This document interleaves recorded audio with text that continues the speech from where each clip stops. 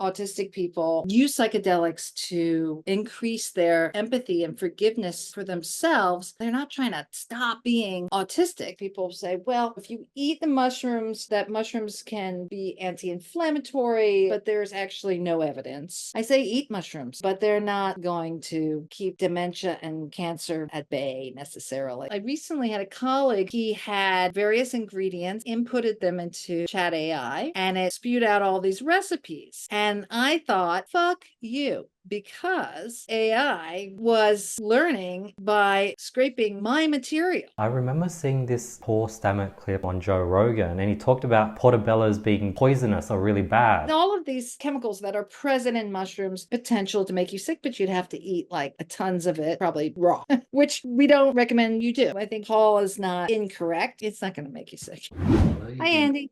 How are you? I'm great. How are you? Pretty good, pretty good. Whereabouts are you calling from? I'm calling from New York City. Okay, so is it warm or is it when's peak summer over there? Oh, well, I mean, so it's peak summer is longer and hotter than in the past. So usually peak summer is, the end of July, beginning of August, August pretty much. But it started in July and we have a lot of hot weather. We're going through an incredible heat wave in New York City. Do you guys have So, any? I hmm? was, I was just going to ask, do you guys have any sort of like national parks nearby where you can forage mushrooms? Yes, well, yeah, so New York City foraging is its own particular um, kind of experience. We have parks, but we don't have big, gigantic national parks. I mean, there's very few. You have to go further up into the Catskills to really see that kind of territory. The East Coast of the United States is pretty populated. Yeah, it's really densely packed. Thank you so much for your time today. I first came across you, Eugenia, on the Fantastic Fungi documentary. And I was just going through a phase where I was getting into mushrooms, getting into psychedelics, and one of my friends highly recommended that. And your upcoming book is about psychedelics and trips, which is perfect. Yeah, it is. It's about psilocybe mushrooms. So the ones that people mainly consume.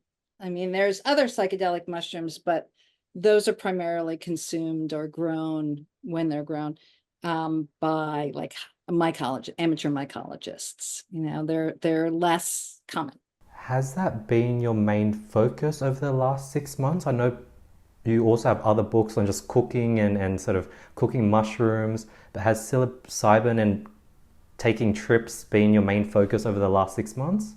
Well, when I get a good book contract, yeah, I hyper focus on that. So it's really been more like a couple of years because there's I have a long history with writing about psychedelic mushrooms of all sorts, but psychedelic mushrooms, psilocybe and Amanita muscaria, and some of the gymnopolis, some of the other um, uh, genera and species. This book was kind of, I don't want to say offered to me, but the company wanted Macmillan, which is one of the big five publishing companies here in the United States, wanted a book about psychedelic mushrooms, and I was, the person that they wanted to write it. Yeah, I worked on it for a couple of years, although I had years of experience that I could utilize, as well as for many years I taught a class at the New York Botanical Garden on psychedelic mushrooms. So I was on top of the research and things like that, have been for a long time. Nonetheless, it was still a challenge. It's always a challenge to write a book and have it make sense and flow and all that good stuff. Check facts and so on. So it was a year writing and then a year of housekeeping, which is pretty typical in any kind of book. But yes, I write all kinds of books about mushroom. Look, my beat is food, mushrooms, and microbes. Those are the things that interest me the most. what And is I find relationships between them all. What is microbes? Microbes like microorganisms, bacteria, archaea, fungi, protists. Bacteria has been a big focus for me because of they're an obligate symbionts of ours. We depend on our bacterial colonies.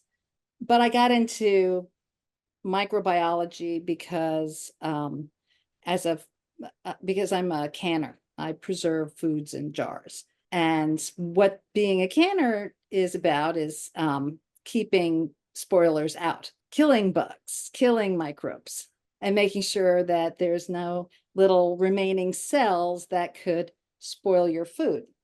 And so that's a really fascinating subject for me. It fascinates me to think there's all these random cells that interact with us every day in ways both trivial and profound. I remember learning to pick psychedelic mushrooms for the first time, bringing it home, putting them in a dehydrator, waiting 5, 6 hours, putting them in a jar. They felt pretty crispy. The mushrooms would crack. And then 2 weeks later, I look in the jar and there's mold. I'm like, oh no, the mushrooms are molding. And then my friend was like, oh, just put them back into the dehydrator for an extra 2, 3 hours, throw away the moldy ones. And I guess it's been a month and there's no mold, so maybe I'm in the clear. But any advice when it comes to storing psychedelic mushrooms? I don't know what those secondary molds are, but if you eat that mushroom and you feel nauseous, it might be hard to know whether it's the interaction of the psilocin with your um, serotonin receptors in your gut, or if you have food poisoning. So I don't know. Maybe it'll be a bad trip if you have food poisoning. Is there any advice when it comes to, yeah, storing it? Like, what did I do wrong? Is it because I didn't dehydrate it long enough? Was the jar not too tight? Because I used, Did you wash yes. them first? Okay. So when it comes to drying mushrooms, and this is true of psilocybes, this is, of psychedelic mushroom, this is true of all mushrooms. We do this with culinary mushrooms all the time. If you wash them first, you will be facing this dilemma because it takes something like 12 hours at 135, approximately 135 degrees to dry mushrooms. Mushrooms have to be um, cracker crisp. That's how dry they have to be. They have to be a lot drier than a fruit. They can't be at all tactile, not rubbery in any way. And the reason why is because, unlike a fruit, which has acid in it, and that between its like less dryness and the acid, the spoilers can't get a foothold.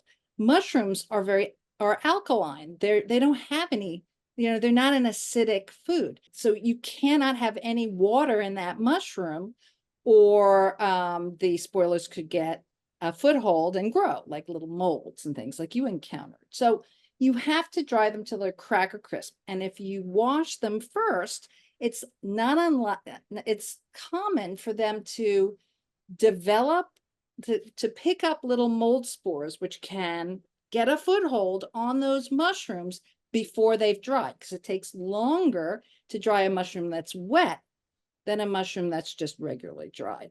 So we don't recommend washing mushrooms before drying them.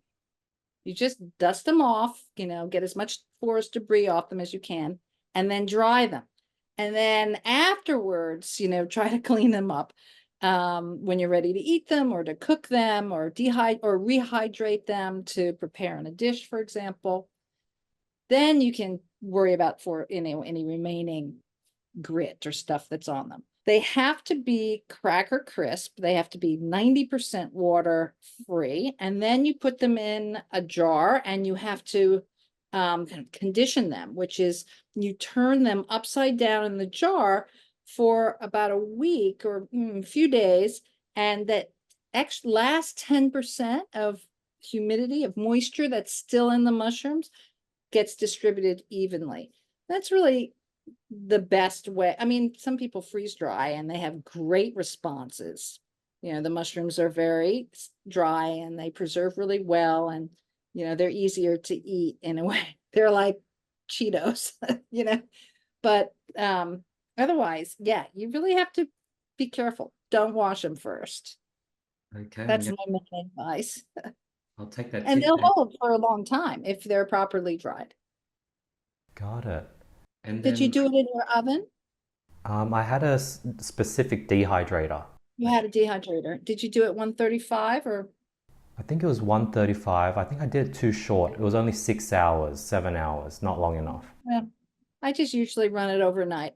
But yeah, you got to run it longer, and it's going to take longer if the mushrooms are wet, and the mushrooms are going to have the chances of the mushrooms getting exposed to molds that can set in are greater. And when you put it in a jar, do you like cling wrap it the top, or do you just a normal jar and closed lid, nothing need to? It's like rice, you screw on the lid, keep it in a, you can put them in the freezer. Some people put them in the freezer just in, they think it holds the mushrooms better. Some people say put it in a dark space because sunlight, decays the psilocybin in the mushroom quicker. There's a lot of tips. I write about them to a certain degree. In my book, I sort of describe common practices. My book is about how people use these mushrooms. So common practices in terms of the way people prepare them is one of the things I cover. Talking about how people use mushrooms, do you recommend people just eat them as is? Do you prefer lemon teching, which I heard you grind it up and then you put a lemon in and you shot it with some honey? What's your recommendation when it comes to taking mushrooms? I don't make recommendations when it comes to taking mushrooms. I personally think that would be pretty stupid for me to do. I can tell you what's commonly done. That's my approach. I can tell you I'm reporting on what's commonly done.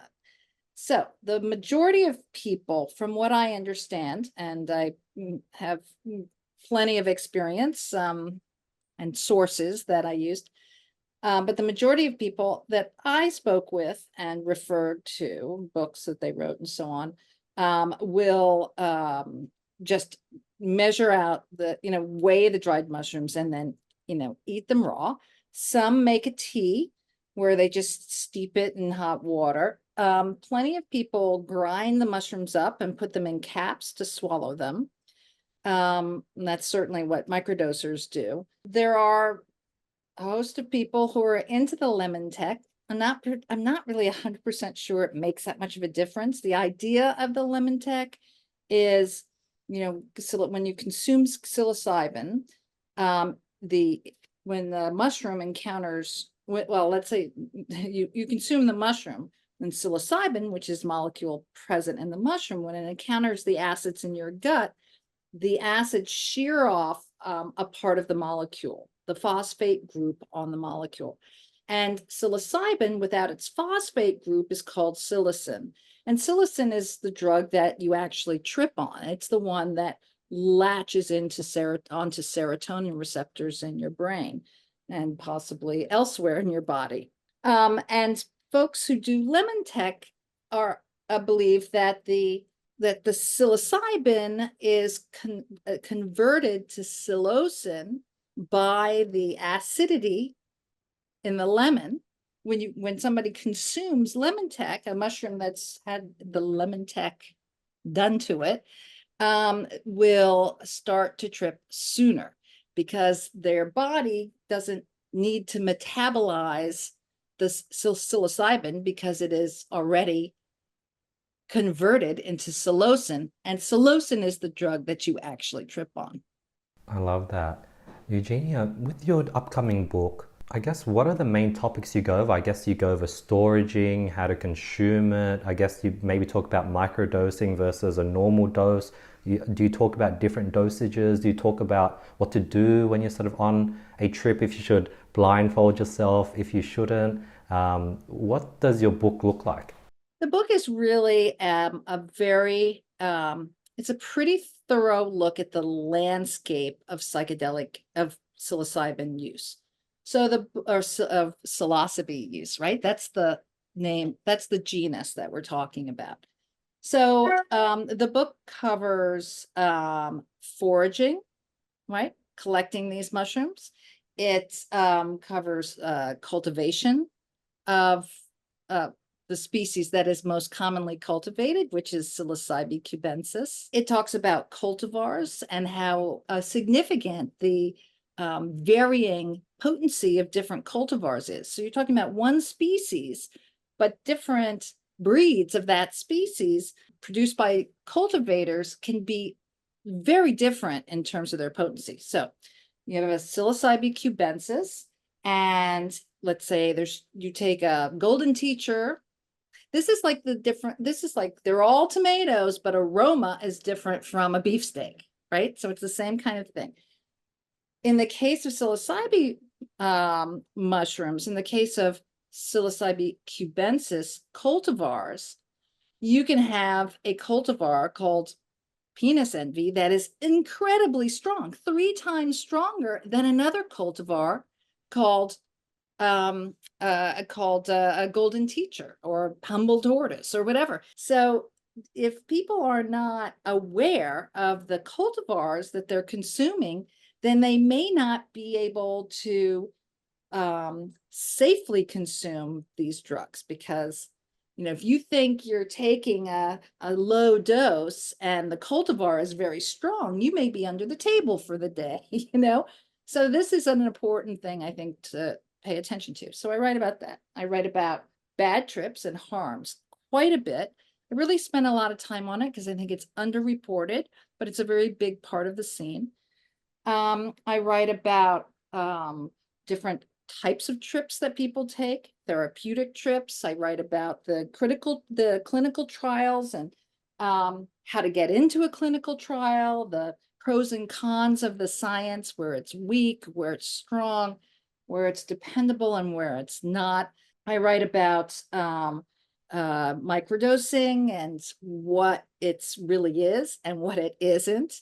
Microdosing is an area where there's just so much chicanery. I can hardly stand it. I write about spiritual trips, how people use psilocybe mushrooms to enhance their relationship, their religious experience. I write about group tripping and community tripping, how psilocybe the role of psilocybe plays in festivals, raves, and also the role that that magic mushrooms, how effective or how common group use of magic mushrooms is, and how that plays out. I talk about people who use mushrooms just to have fun and the kind of things that they warn about. I write about retreats, private guides, neo-shamans. And I also talk about my own trips where they make sense, but it's really not a Eugenia book. It's not a memoir kind of thing. It's more like, well, and then I did this and that happened, and it's sort of similar to this other story. So it's a real landscape. I'm trying to do a really clear picture so that when people read this book, they will hopefully do a better job at not getting hurt. It's really a book that ultimately says the responsibility is on you to know what's known, to know what's unknown, and to know what's unknowable about these drugs. When you were writing the book and you were sort of picturing the reader in mind, are you sort of picturing someone that is interested in sort of psilocybin and they might get your book to educate themselves? Are you looking to target the people who have no idea what psilocybin is and you want to maybe just educate them? Who is the book for?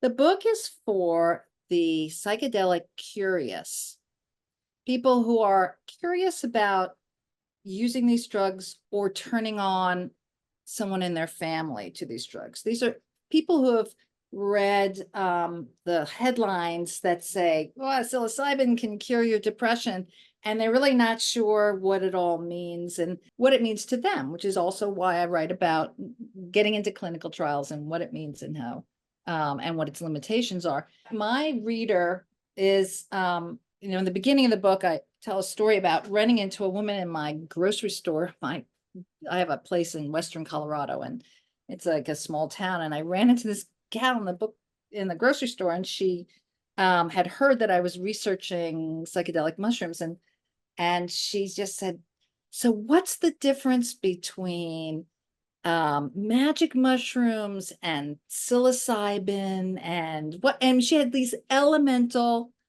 questions. And I thought, wow, she's going to benefit from reading my book because she's going to find out what a retreat is, what it does, what a neo-shaman is, she's going to be able to separate and compartmentalize all these different aspects of this practice that a lot of people are doing. And she's going to be learning ultimately from those people who are doing it, because while there is some exciting science, it's scant, it's nascent. The bulk of this book is built on anecdotal reports, trip tales, and so on by individuals and self-organized groups that use this drug and whose data often precedes the science. For example, cluster headache people were, this is a type of migraine that they can't, that is horrific, a really, really tough and painful condition. And so they have a website, clusterbusters.com, where they put up like, oh, I'm doing this for my headache and that for my, these are some tricks that I do that try to help me deal with it. And somebody started posting about psilocybin. More people started trying it. And then all this data began to be accumulated. So then some researchers took a look at that clusterbusters.com website and said, what's going on here? Maybe we should design a study and take a look at it. So that's really what's leading the science. And those are the people that I'm using for my information to share. That's the information I'm sharing. Very cool. Have there been any interesting sort of things that have been leading the science? Like you talk about it helping with headaches, it maybe causing depression. Is there something that we'll probably see get research in 5 years from now? Yeah, yep. There's all kinds of things brewing.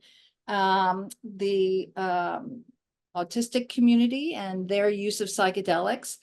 The group that I've been involved with for a long time are, although I haven't been attending their sessions in the last year, but for the first year of my research, I spent every Sunday with them. And this is a group of autistic psychedelic users, and some were they're international, and some were very highly functioning, and others were like under a blanket in their parents' basement kind of thing.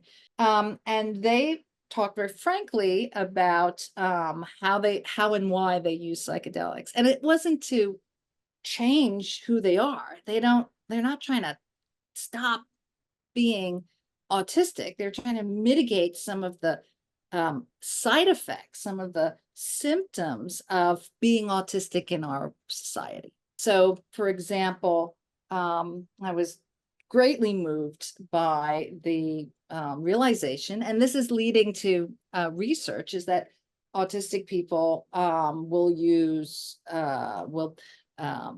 psychedelics to increase their empathy and forgiveness for themselves when they express their unique minds socially, and it freaks people out.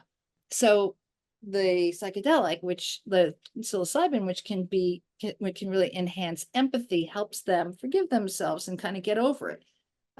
There's other aspects of other psychedelics that are useful to them for feelings of embodiment and stuff that is helpful. It's not to stop being autistic, though, right? It's to be more comfortable with with being autistic in the world. So there's studies going on that have just started that are growing out of these communities who are conversing with each other. There's the microdosing phenomena is totally, there's studies are just starting up now. That's totally coming out of the anecdotal community. People are saying they're just publicizing, they're sharing their data. Paul Stamet says, microdose me. People are just dumping their data in there, and then researchers are turning around going, something's going on. Let's design a study. So those are two examples. There's more. Eugenia, tell me a bit about microdosing. So from what I know is you're taking a small amount, maybe 0.1 of a gram or less, and you do it and it sort of gets you, you're more aware, you're more alert, you're sort of more switched on. It's not enough where you are going through a trip, but it's enough where, there's you can tell there's sort of like an enhancement. And I guess from what I'm hearing, it seems to be like a, like a natural study drug, like sort of that limitless sort of pill movie. And it's not addictive. You don't, there isn't any sort of dependency. You can stop whenever you feel like. That's the extent of my knowledge. Am I on the right path, or what is microdosing? Yes, that's the like hype version of it, So that's what you've been getting from the newspapers and magazine articles and stuff like that. So when it's actually like anything, it's a little more complex and nuanced. And those complexities and nuances make a big difference. So a microdose is a pharmacological term. It means a subclinical or a subperceptual, in the case of psychedelics, a subperceptual dose. It's really usually used in research microdoses are used to explore how a drug moves through the body, things like that. You don't need to have the patient have an experience or treat a disease. You're trying to see what it's, where it's coming out, what it's doing. So a microdose of a psychedelic it's usually, in pharmacological terms, a microdose is usually 1/100th of, I believe that's right, I have to double check, but I think it's 1/100th of a kind of operational dose. So in terms of psychedelic mushrooms, it is going to depend on what mushroom you're taking, because different species of psilocybin psilocybe have different potencies, and then different cultivars of Psilocybe cubensis have different potencies. And this really matters, because the idea of microdosing is to take as high a dose as you can and still be subperceptual. The way that's achieved is by titrating, which is to start very, very low and take incremental doses until it's perceptual, like whether you feel dizzy or a little whatever. Your heart starts beating. That's perceptual. That's too high a dose. So then the microdoser will drop back to the earlier dose. That was the highest they could take and still be subperceptual.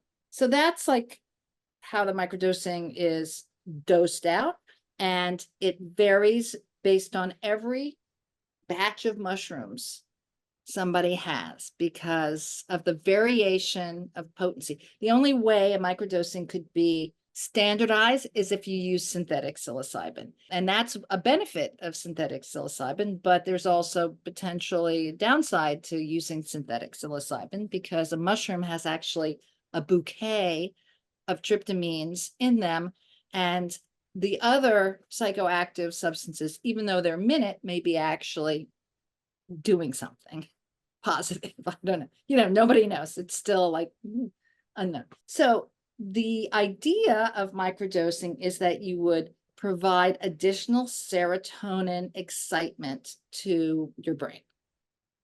So the psilocybin converts to psilocin, and psilocin can fit into neuroreceptors on neurons in your brain. There are some early studies that have suggested that microdosing is no more beneficial than a placebo statistically. So, and there's plenty of people who give up microdosing because it just doesn't do it does nothing for them. But there are plenty of people who says it does do something to them. Is that the power of the placebo? I don't know. But I know for me, it definitely was a mood alterer. I don't suffer from depression. So for me, it was like a lift. And also it helped me get into the zone as a writer very quickly. I know that my serotonin receptors are being tickled because the only symptom that I felt, like I could have driven a car, I exercised, I ate everything normally, but the only symptom I felt is that time was sort of warped, just as it is on a regular psilocybin trip. So I might be working for an hour and it feels like 3 hours have passed.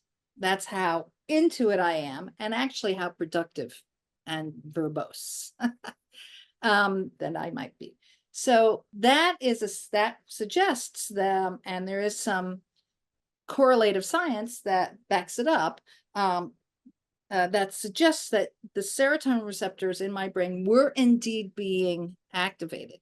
And for people who suffer from depression, their hope is that little bit of serotonin excitement, which is that little extra bit of serotonin excitement, which is what an SSRI does, will give them the not a lift so much as they don't feel shitty that day. So it's like it takes them to a normal place. And a lot of people use microdosing to get off alcohol. For them, it's an effective method to control urges. And there's actually some groups, people in recovery who can't share with their sponsors that they're taking psilocybin, because you can't take any drugs if you're in alcohol recovery. And so they have formed a sort of secondary group of people in recovery who are using the psychedelics in order to get off, stay off alcohol. So, it's a very strange, multi-layered relationship between the different groups that are trying to treat their issues.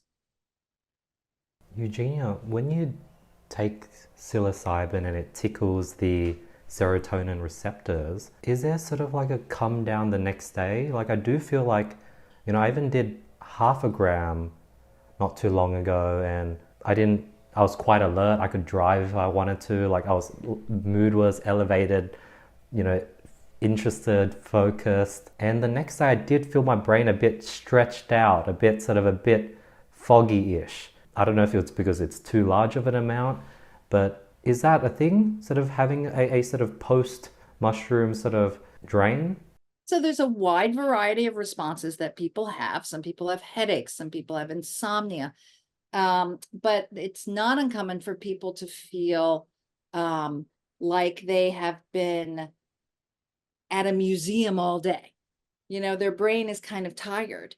And that makes sense because you're getting more stimulation on those neural receptors. And in fact, people who trip it's like they're going to a museum. I mean, they're experiencing all these things in an enhanced way. And the brain, in our normal lives, our brain skips over anticipated behaviors. It's like our brain doesn't expend energy to record in our memory every time we brush our teeth. We're done with that. It knows. And so it just kind of anticipates what that memory is going to be and skips over it. Whereas on psilocybin, your brain is experiencing novel things all the time. Even if you weren't like seeing colors, you were having this novel, your brain was having this novel experience and processing things in a novel, as if they were novel. And that is hard work on the brain. It's like going to a museum. It's like travel, where you're just booped at the end of the day because you've been taking in so much. It's also why time seems to stretch out, right? A day, when you're traveling, a day on the road in another country is like, wow, what a day, so much happened, right? That's the same phenomena that happens when you're on these drugs. So it's not uncommon. I often feel completely pooped, but not like hungover, though some people can feel that way, especially, if they have a lot of stomach problems or they develop headaches. There's all kinds of things that can go on. And then bottom line for your listeners, I think, is that for them to recognize that no two trips are the same, and no two people respond to these drugs the same way. It is a completely subjective experience. And I don't care what anybody's saying. This real problem with the science is the subjectivity of them. It's not like you and I both can take an aspirin or a Pepsid and our acid indigestion will pretty much go away. Whereas if we both took psilocybin, our experiences are like, are going to be completely unique. So it's important that everybody, be as cognizant as possible of what makes them feel safe, and what they understand about what they're doing, because their experience is just not going to be like anyone else's. Talking about sort of wanting a certain experience or everyone having different unique experiences, I guess the highest dose I've done is maybe 2 grams, and I was able to sort of see things start blurring and swiggling, and I was looking at the grass, and the grass looks like it's moving, and I could definitely see colors being really bright. But I guess I've always thought I've wanted that sort of outer body, that experience where I'm like seeing things that aren't in the room. Is that something that I can achieve? Do I up the dosage? Is it not worth going down that path? Yeah, what's your thoughts on that? I'm not going to advise you at all, but there are kind of generally accepted dose ranges. So a microdose is is 0.5 gram or less. Generally, people end up taking around 150 milligrams. However, if people take so this is for people who have never taken SSRIs, by the way. If you've taken SSRIs, then, if you've taken antidepressant medications, then your body interacts differently with psilocybin. Won't necessarily cause harm, but it actually can take more of the drug for you to get off. I have a Substack, by the way. It's just my name, eugeniabone.com, but then it's, food, mushrooms, microbes, drugs. And I wrote about this at length, the psilocybin's SSRI problem, which might be useful for your listeners if they're trying to, if they've taken antidepressants and they're considering using psilocybin. Anyway, what's called a museum dose or a low dose. These are doses that people might take. They call it a museum dose because you can go to the museum and have a great time and not freak out. It's basically low dose, somewhere between 0.5 gram and 2 grams. The 2.5 grams, it's like kind of mushy, but that's the area. That's also a dose size that has been used in the past, and is in kind of underground practice for to use therapeutically. So this is not the kind of dose where you're down with the nightshades, with the eye shades. I'll talk about that in a second. But this is the kind of dose that a therapist would say, do this dose and we'll talk. We'll try to uncover stuff. So that's how it was used. It was explored in the 60s. And then it went out of practice. And although there's always been people who have kind of maintained it in the underground. So then a large dose or a therapeutic dose, the dose size that's used in clinical trials is about 3 grams. 3 grams is like equivalent of 30 milligrams of synthetic psilocybin. That's what's given to you in a clinical trial. That's a kind of dose where it's considered a large dose, a strong dose.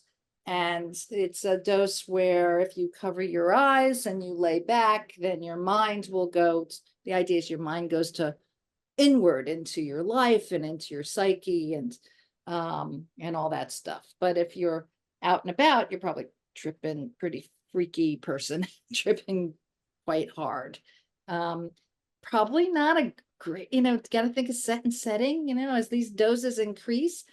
Andy, maybe you don't want to be in a setting that where you might get stuck, or like, literally it could be hard to make change, right? It could be you won't be able to drive, and actually you shouldn't drive at anything but microdoses, of course, but you could easily get yourself in trouble. So you'd need to be sure that your set and setting is safe, that you're with people that are safe, maybe that you haven't, that you're not in the midst of a grueling divorce or something, which, the 3 grams, definitely once you're in, that's like, you can swing into a bad trip. That's a big enough load to really have things happen, as the good and the bad.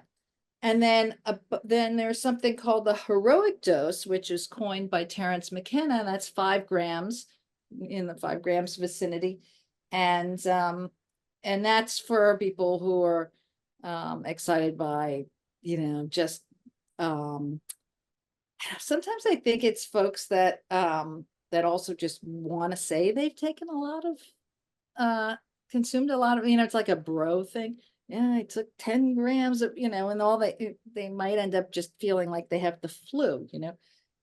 But the heroic doses are to have complete ego dissolution and out of body, interstellar, who knows? I mean, I don't know where your brain's going to go, but it definitely might go. And then beyond that, it's really moving into a kind of specialty. To me, it's a little bit like the, folks who participate in hot chili eating contests. It's like, what are you trying to prove? But on the other hand, there's psychonauts like Kalindi Lee, who's now deceased, but was a major inspiration to many people in the psychedelic world, who was promoted these very large, high dose trips, which he said were important to kind of, meet your maker. Very interesting, Eugenia. I guess for you, how do you like to use psilocybin? Like, do you like to do it during when you're writing, when you're working, after you finish a project? When would you micro? When would you do a normal dose? When would you do a heroic dose? For me, and I think one of the things I talk about a lot in my book is it really depends on set and setting. Set being your mindset. What are you thinking? Where are you at? Are you exhausted? Are you sleep deprived? Do you have the flu? Are you like fighting with your spouse? Did your parent just die? All that that's your mindset.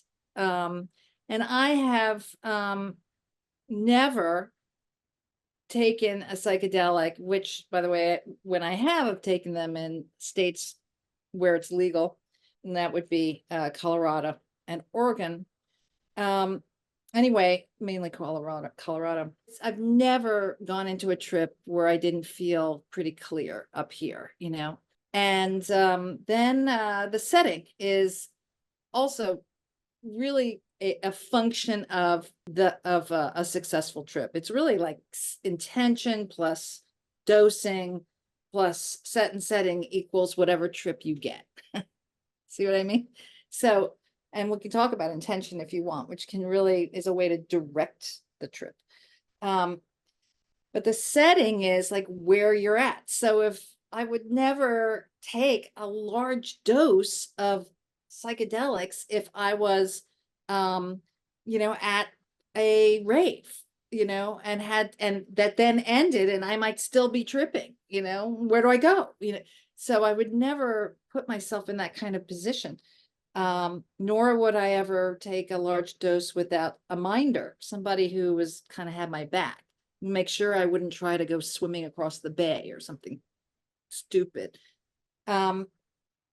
Likewise, if my setting is like, if you're microdosing, your setting is your life. So it's really not, because it's sub-perceptual. So I'm always wanting to get back into microdosing, but I keep forgetting, actually. The success of a trip is based on dose plus set and setting. And then we can talk about intention if you want. And those are always the things that go into my calculations. And it's what even the folks in the clinical trials will try to accomplish. They'll spend a lot of time in doing therapeutic talk to get people into a sort of safe and confident mindset. Then the setting is usually one that is comfortable but safe. The patient knows there's nurses around or whatever to help them if they have heart palpitations or something. So set and setting are really key. Set and setting plus dose equals what the trip you end up having. Got it. I definitely want to dig into intentions as well, but is it like, how often would you do it throughout the year? Is it like 2 to 3 times? Is it 20 plus times? And does tolerance increase over time? Yes, tolerance is an issue, and it's one of the reasons why microdosers use protocols. And protocols are like the patterns of taking of dosing themselves. So there's a lot of different protocols, but ultimately it's a kind of you do you situation. So for example, you might take a person might take one microdose. They will titrate to figure out what their microdose is. Let's say it's 150 milligrams. And then they'll take that microdose on day one. And then the Fadiman protocol, which is, I guess, the kind of original protocol, is then you take 2 days off. And then on day 4, you take your microdose again. And so that's the pattern. And the reason why is to avoid tolerance, because psilocybin is not an addictive drug, but it is a drug that you can become tolerant of. And so you would need a larger, and if you keep microdosing, you'll need a larger and larger dose in order to have your effects, feel your effects, the effects you were feeling. Interesting. So I guess bring it back to intentions. If, say, I'm going to a rave or a festival, a lot of people, I guess maybe everyone's on all kinds of things from, like, say, ketamine to MDMA. Is it possible to do, is it safe to do mushrooms with the intention of, like, hey, like, I want to have fun, be present? Can mushrooms sort of assist in that? Or is it only used for therapeutic sort of searching type journeys? Most people take mushrooms for fun. That's the vast majority of use, is for fun, for experiencing nature, for dancing and listening to music. I mean, there's a long history in this country of psychedelics and the music culture. That's how a lot of people do it. It's just like all drugs, there's an element of mystery to how any individual is going to respond in any circumstance. And it would suck if it was a bad experience. I mean, I spent a lot of time hearing about bad trips, and not a few of them happen at music festivals when people took a dose of psilocybin in order to, or any of them, MDMA, or and in order to have a kind of groovy time at the festival, and then they lose their friends, and then they get kind of paranoid, and things sort of spiral downhill from there. So there's no guarantee. This is like a drug that fucks around with your mind. There's no way you can know for sure how it's gonna shake down for you. And so the more you can, in my mind, for myself, the more I can protect myself, and ensure that my environment is that my dose plus my setting and mindset are such that I will be safe, that's the way I ensure that I'm not harmed, and that I don't harm someone else, which is another factor that a lot of people don't think about, but that can happen. You can harm somebody else. When I'm sort of thinking of, the setting, the intention, the dosage, putting myself in the safest place possible, the thing that comes to mind is always, in your own home, in a place where you're not too exhausted, at a period where things are okay, there's nothing chaotic happening in your life. And then I guess in those settings, I'd be either wanting to search or find answers to some questions I might be going through, or figure out the next steps in life. But I guess it'll be hard to achieve those 3 things if you want to use it recreationally at a festival or in public. Well, no, you just have to adapt your expectations. So, to take a heroic dose at a festival, come on. That's like a recipe for disaster, to take a very low dose where, you can have fun, but you have your faculties. So if you lose your friends, you don't lose your shit. That's a different thing. If your intention is to plumb the, is to open your mind enough to ask it questions that, sometimes we hide truths from ourselves. I don't know about you, but this is something I've done my whole life. And, I come up with all these very complicated reasons why that truth isn't front and center. The mushroom is very effective for me as a tool to answer questions. Some people say, oh, well, it's the mushrooms that answer, but I think it's really just what's in me.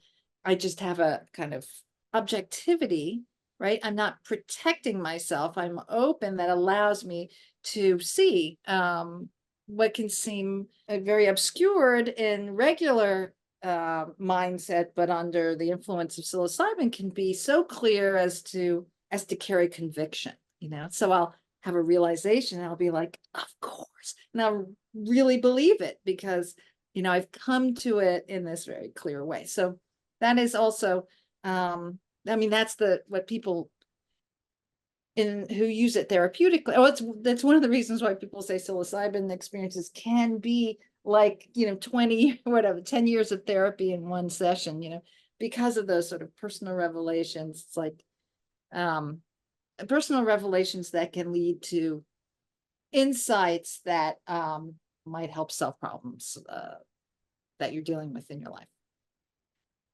Eugenia, have you ever done a heroic dose, or do you have any stories of you meeting God, meeting your maker? Is that something you've personally experienced that you could share? If so, No, I'm not I have always been very protective of myself. I'm also never have taken SSRIs. And so I have, when I have taken a 3 gram trip, I've been like, you know, gone. I've been out. I've been swooping on, you know, interstellar slides. But I'll tell you a little story. I was tripping at a retreat in Jamaica, because in certain countries where psilocybin is legal, you can go on retreat and have a guided trip and all that. So I went as part of my reporting, but also, you know, but it was part of my reporting. So I went and did these trips at a place called Blue Portal. It was in Jamaica, now it's in Costa Rica. And while I was, you know, I had this trip and I had all kinds of revelations and conversations with different people in my family, and I kind of felt like I understood people who I love in a more in a more profound way. It was really useful. I still remember it like crystal clear. But one of the things that went on is I spent a great deal of time in the body of my severely demented and paralyzed mother, who was at the time severely demented and paralyzed. And I know that, you know, that might sound kind of creepy, but it was actually observational. You know, I don't know how I got into her body, but when I was there, I was unable to move my arms or legs. And I felt like the entirety of myself was just like one of those, you know, in the chiropractor's office when they have those creepy skeletons that are just like the neck, the head, the neck, and the spine. And that was the totality of my mother. And so I was in there. I had this urge to pee, which is common, and a lot of people have to pee when you know, have the urge to pee during something you might want to put into your equations when you're planning a trip. But I had this urge to pee, but then I felt so much relief because I go, oh, I'm wearing a diaper. This is like what my mother's state was. And you know, I didn't pee myself or anything like that, but I was in this state of enhanced empathy, where I think what was going on is I was my mother's health proxy for many years, and I knew the details of her health situation intimately. And I think I just applied all that knowledge, or just tapped into that knowledge, but moved into a deeply empathetic state that allowed me to kind of be in her shoes, so to speak.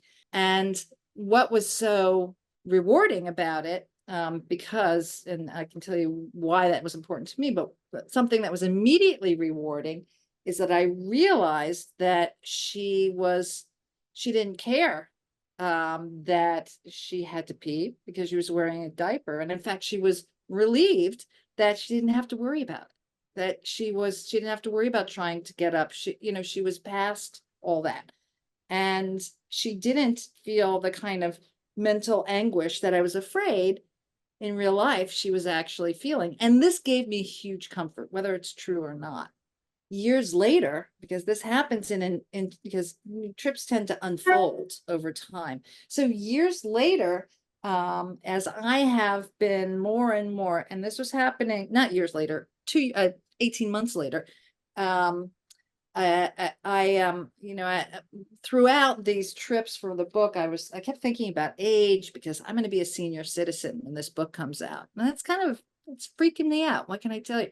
So trying to figure out how to be old, like now. And so I kept asking myself, what's going on? Why do I care so much? What am I afraid of? And about 18 months later, I realized that this thing about my mother is based in this deep, abiding fear I have of having inherited the genes that caused her paralysis and dementia, both of which were genetic conditions. And so that really came full circle. That is an example of what, for me, 3 grams of psilocybin, the doors that 3 grams of psilocybin could open.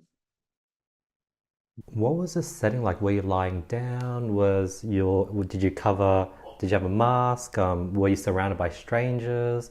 What was...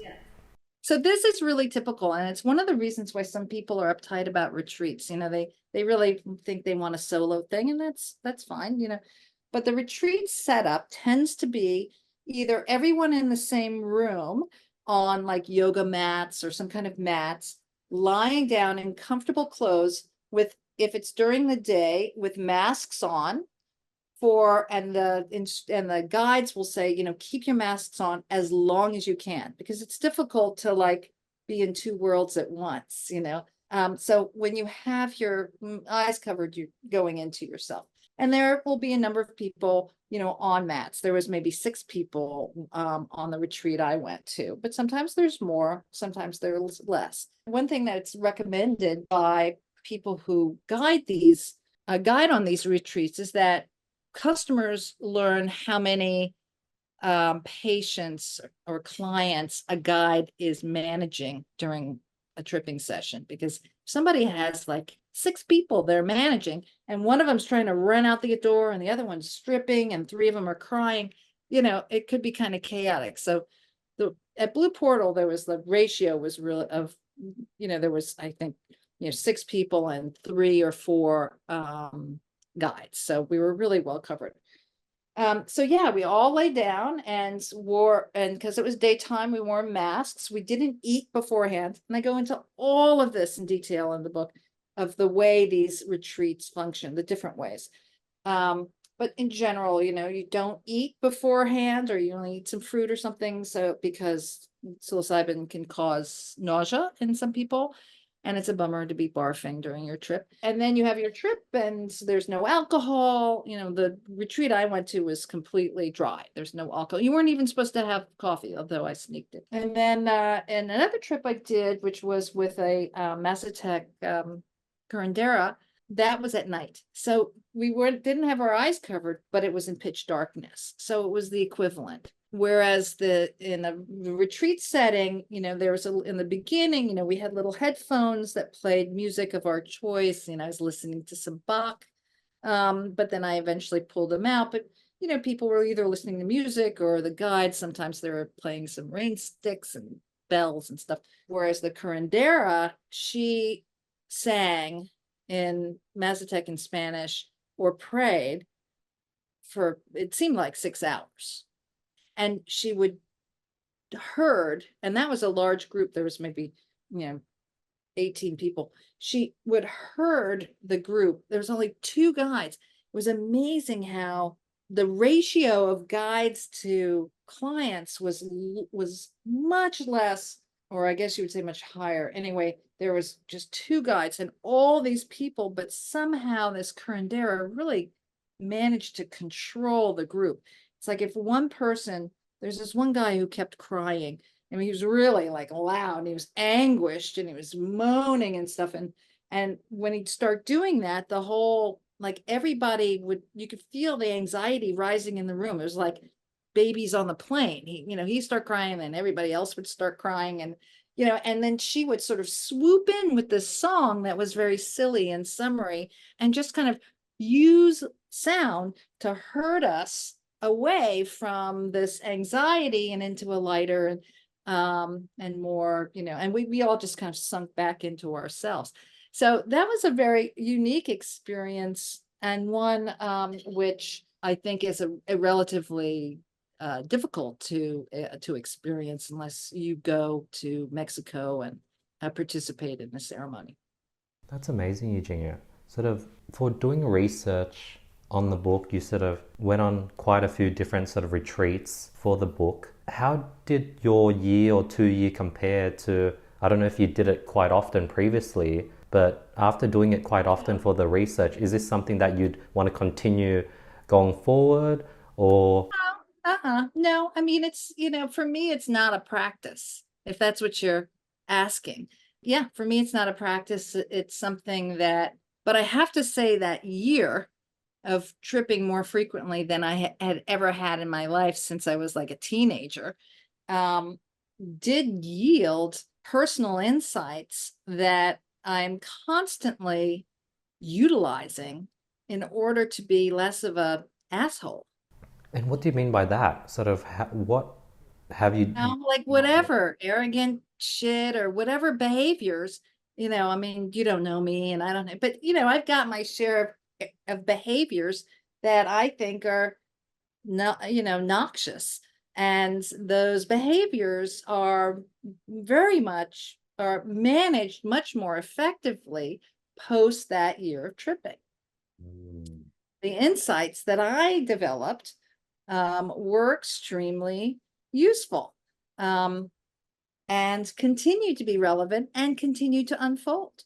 One thing I don't I really think I have to trip a lot in order to, it's almost like for me, the the trips I've had continue to be instructive. It's a weird thing, but that's my experience. That's very cool. One thing I do experience, I've only, I guess, done 1 to 2 grams twice, is that initial dump of exhaustion. I don't know. I work quite a bit, and it feels like I want to fall asleep, but I'm not falling asleep. I just feel this sort of that this exhaustion being let out of my body, and this has happened twice when I guess, 100% of the times when I've done more than 1 gram. What is happening there? I haven't really encountered that. You're doing a psilocybe cubensis, right? You've never had any paralysis or anything like that. No. No, because that can happen too, depending on the species. Um, uh, I'm trying to, I don't think that I've actually encountered that symptom.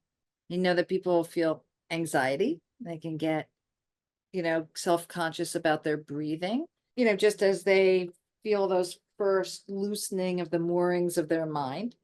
Uh, but a physical exhaustion, I'm unfamiliar with that. So you know what? That's evidence to me about how friggin' subjective this experience is. Yeah. And I think, would my experience be consistent or will each of my trips, can they change? Because right now, a lot of my trips have had a lot of consistent trends. Am I always going to have the same reaction or can I have different trips? Who knows? Who Yeah. knows? Yeah. I mean, maybe if your set and setting is uniform, same dose, same situation, but even then, even then you don't, there's no way of knowing. That is an unknown.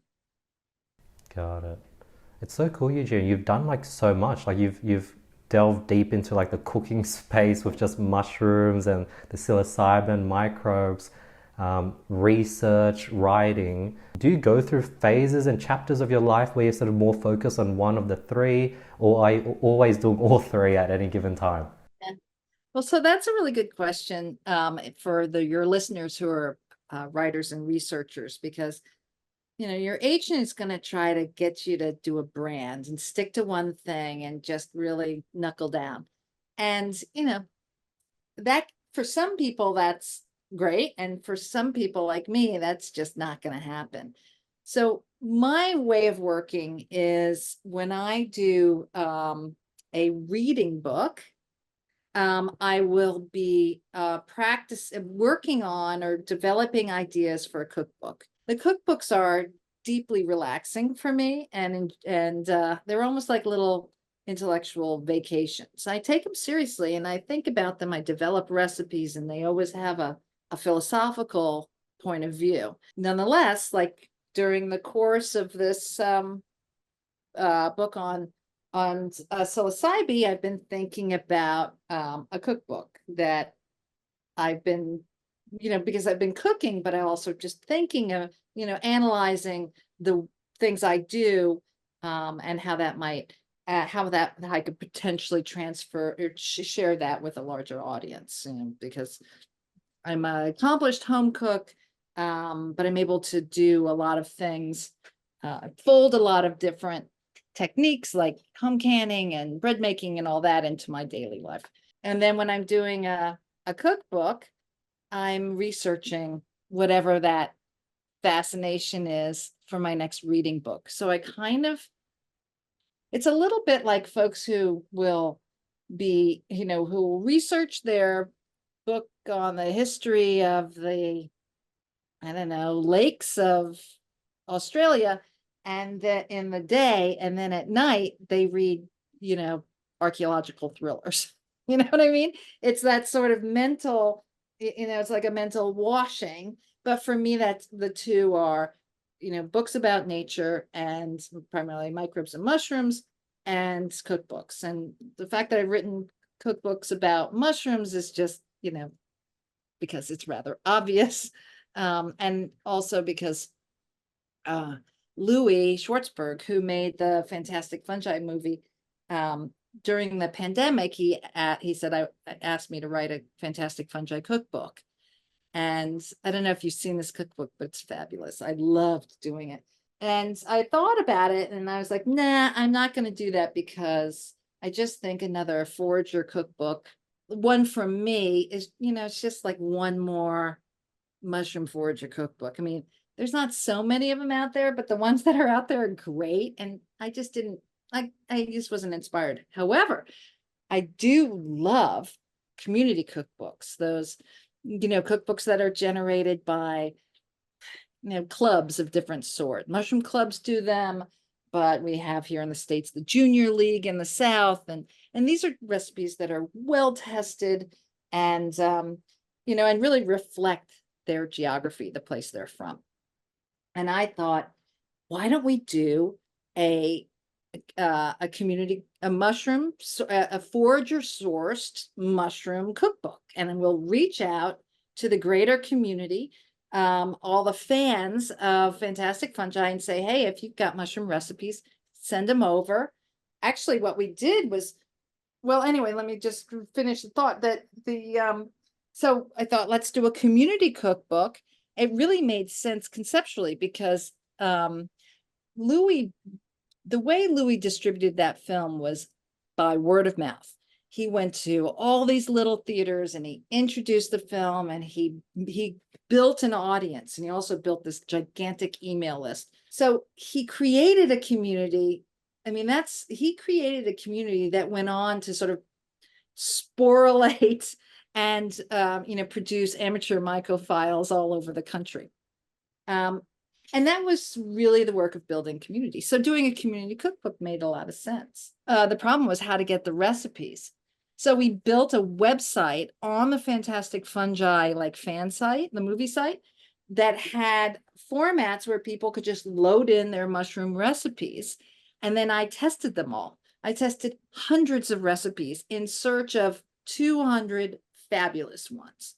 I also had to reach out to some colleagues because, I didn't get like enough mushroom with fish recipe. I needed to have a balance of recipes to make a book seem complete. We had over 50 authors in this cookbook, and I helped them develop their recipes. I tested every one of those recipes multiple times.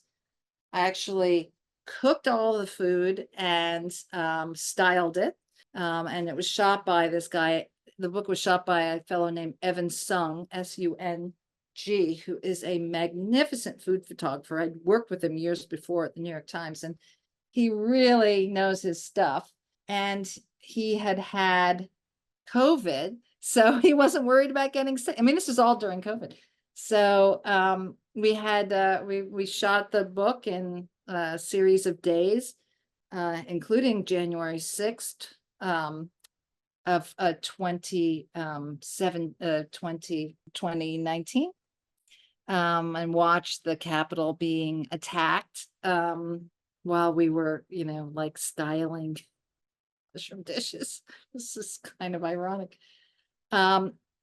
Yeah, and so the project was a great joy to do, and the book is, people love the book, and the recipes are terrific.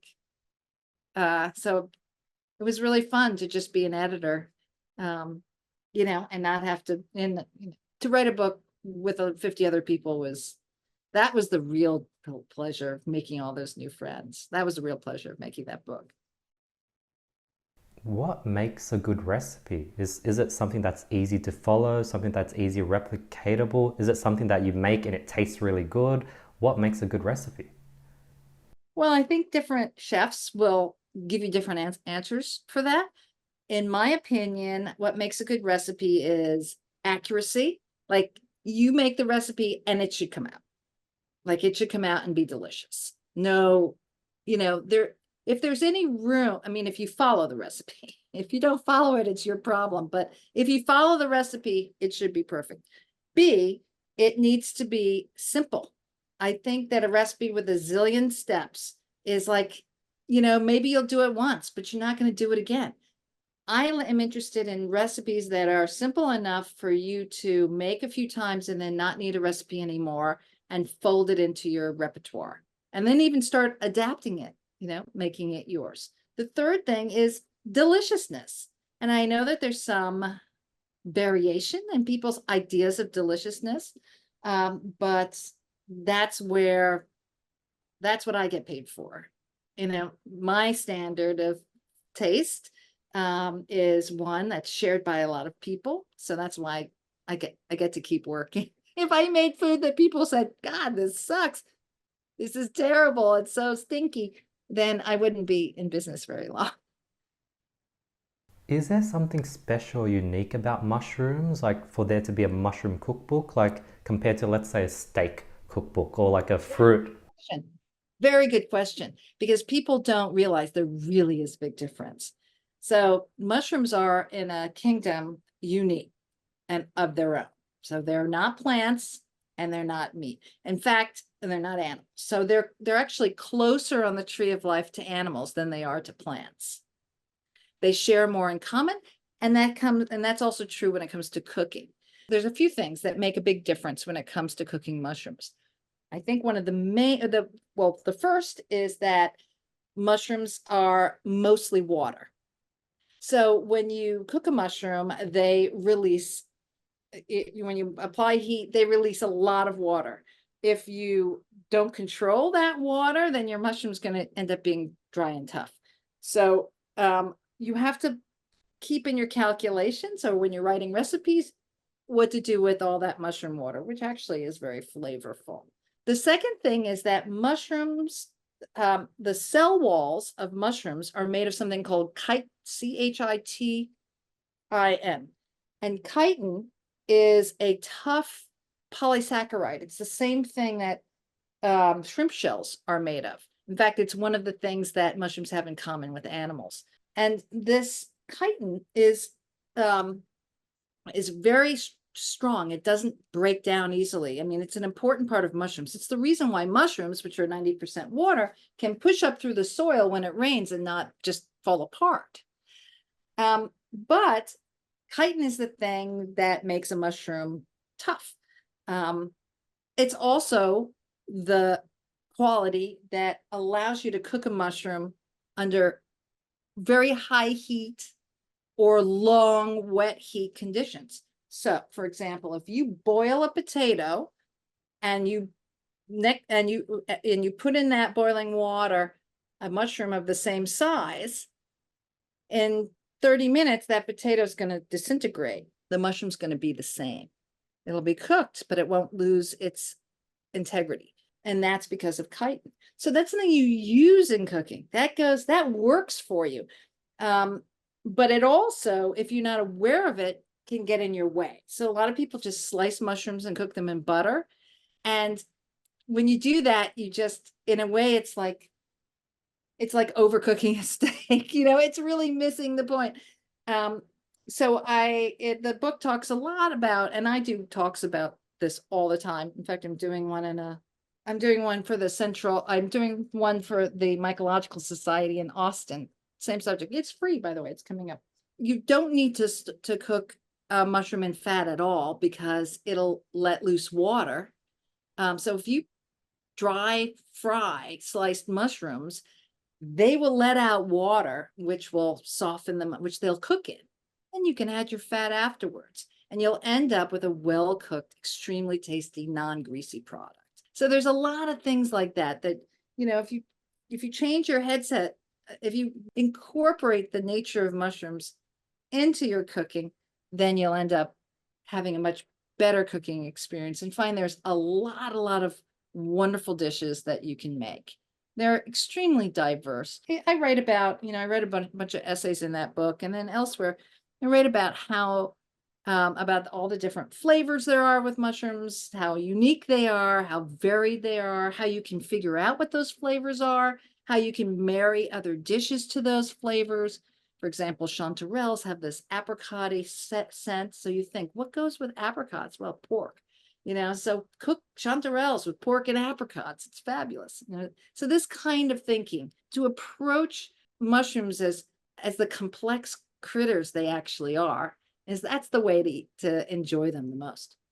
Given that mushrooms are in between, they're not living animals, they're not plants, do they yield any unique health benefits? Are they way more healthier than, say, berries or avocados? Do they sit way up on the food chain, or are they sort of similar to every other vegetable and they're unique, just like avocado is unique? Well, they're unique. They're unique to themselves, but they are not magical. I mean, psilocybe are pretty magical, but they're not nutritionally magical. So mushrooms, here's how they're important nutritionally. They are a source of high quality protein, but in low quantity. So actually, if you replace meat in your recipes with mushrooms, you put mushrooms instead of meat in those recipes, they will actually, you can cook them the same way. They can handle the same cooking techniques, and they have that umami flavor, which is a reflection of glutamate, which is one of the amino acids that's present in the mushroom. Anyway, mushrooms have all 9 amino acids. I have to check that. But anyway, it has glutamate in it, and you'll feel full, but you'll be taking many fewer calories in because they're mostly water. So they're a low-fat food that has protein. They're just not protein rich, right? It's good quality protein, but it's not like eating. I'd have to eat like a woman my size to get the equivalent of like a chicken breast. I'd probably have to eat like 10 pounds of mushroom. So, they are not the protein. It is not high quality protein, but it's a great low-fat food that tastes like meat and it feels like meat in your body. They have lots of good trace elements, things that we need but don't make ourselves. They are a sustainable food to grow because most of the mushrooms we eat are saprobes. That is, they are rotters. So they grow on, whatever, wood chips, sawdust, manure, things like that. And they turn poop into protein in like a week. They're wonderful. So they're a sustainable food, which is important for the planet. I mean, they have a lot of importance in agricultural. They have a big role in agriculture that is often overlooked by farmers and gardeners. And what else about mushrooms? I mean, there's like all these other things. People say, well, if you eat the mushrooms, that mushrooms can be anti-inflammatory, and they have all these other sort of they have all these other sort of medicinal qualities. And that may be the case, but there's actually no evidence to support those claims. Maybe lion's mane helps with the growth of dendrites on neurons. That's a wonderful thing. People will take people will microdose some functional mushrooms like lion's mane and reishi and shiitake and stuff, and it's kind of like microdosing lettuce. It's like if they're so perceptual, even in massive quantities, why would you microdose them? It's just silly. But people do. I mean, and people take extracts of them because supplements are persuasive. They feel like medicine. They're not really. I'm a supplement skeptic. I say eat the stuff, eat mushrooms, fold them into your diet, and they will enrich in your nutritional health. But they're not going to, I don't know, they're not going to keep dementia and cancer at bay necessarily. Yeah, I think that that's sort of something I thought was like, mushrooms are magical. It can help you prevent cancer. What about sort of foraged mushrooms? Is there a difference from like if I drive an hour and a half to a national park, pick up some slippery jacks? Is that going to be way more beneficial than just buying button mushrooms from my local supermarket, portobellos, those white looking mushrooms? Well, if you're gonna pick slippery jacks, you may have diarrhea for a few days, but I don't know if you eat them. we get the runs from them here in New York when we pick them locally. All the cultivated mushrooms, except for truffles, except for the black truffles of France, are cultivated. And the reason why they're cultivated, like all the ones you encounter in the store, the reason why they're cultivated is because they're relatively easy to grow. They're all saprobes, saprophytes. They eat dead plants. That's what the fungus lives on. So all you have to do is provide some dead plants and you can grow the fungus. I'd say the majority of wild mushrooms that we collect, well, some are saprophytes, of course, like, wild oyster mushrooms, but the ones that are the culinary gems, like the boletes and the chanterelles and the morels, the black trumpets, and many others, are only found in the wild because they live in a mycorrhizal relationship with trees.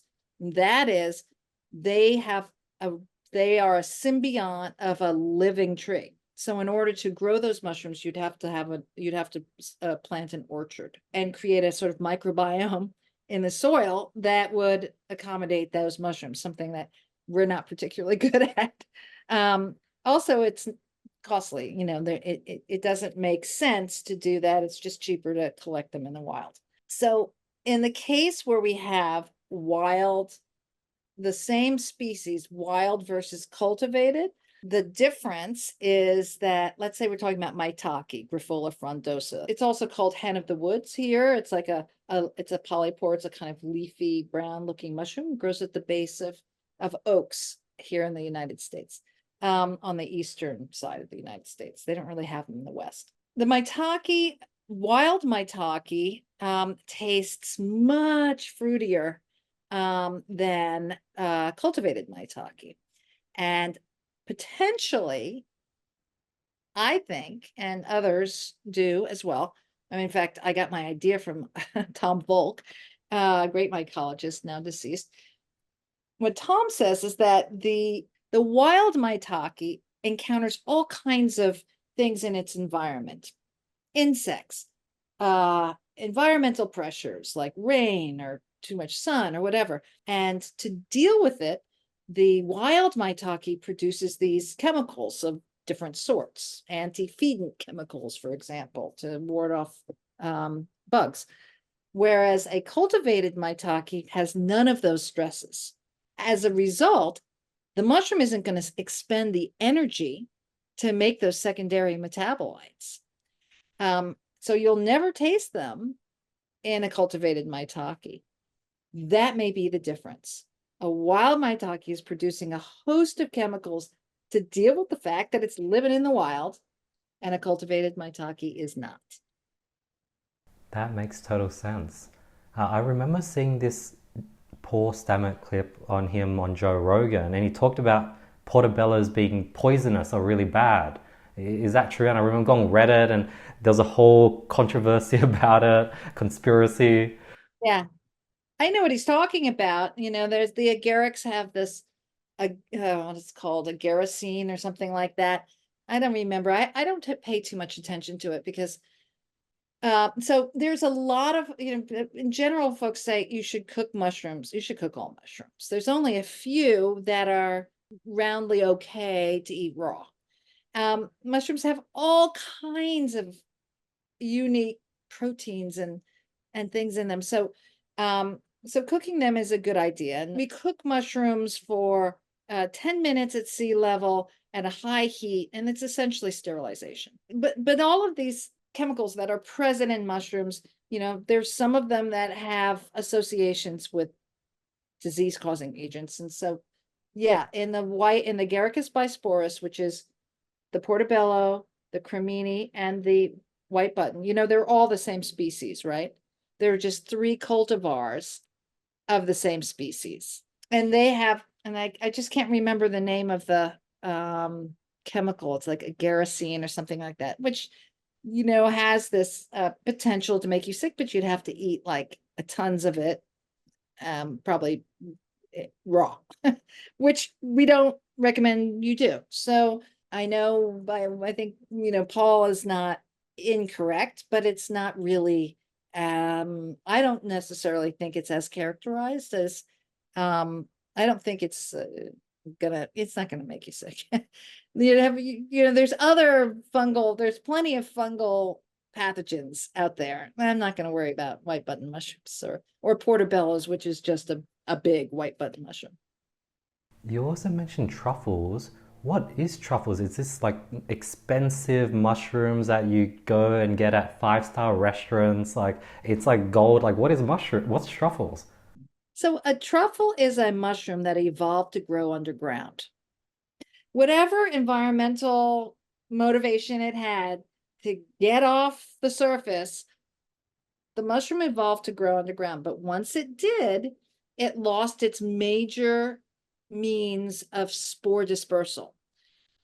Above ground, air and animals brushing by or animals eating it or whatever, but mainly like wind is the way spores get blown around. You have a cap and a mushroom and the little spores are hanging down and one comes by and they blow all over. And most mushrooms produce many spores. But once that mushroom had evolved to grow underground, and a truffle is an underground mushroom, it had a problem, how to get its spore out into the environment. So over time, the truffle evolved to produce, and it may not be producing this itself. I'm going to get into that in a second, but it evolved to produce aromatics, volatile aromatics that animal vectors like squirrels and moles and pigs can smell. And then they track down that truffle and they dig it up and they eat it. And then they move the spore around in their scat. Now, the truffles we prefer are the ones that have evolved to attract swine. We don't really like the ones that the squirrels like or the moles. There are a lot of species of truffles. There are a lot of different kinds of truffles, and there's some very exotic ones that grow in the desert truffle, which is a whole other story. Maybe you'll have Eleanor Shavit on your show. She's an expert on desert truffles. But these volatile aromatics are what we prize so much in the truffle. In fact, the truffles don't really taste like very much. It's all in the smell. And the smell is only produced by for a certain amount of time, which is why truffles are so perishable. The black truffles, the Italian white truffles, really not more than a week after coming above ground. After the dogs find them in Italy, that's it. You've got a week, and so don't save a truffle if you get it. Eat it right away, because the fresher the better. It's one of those things that really is not a retail food unless you're in the place where they're collected.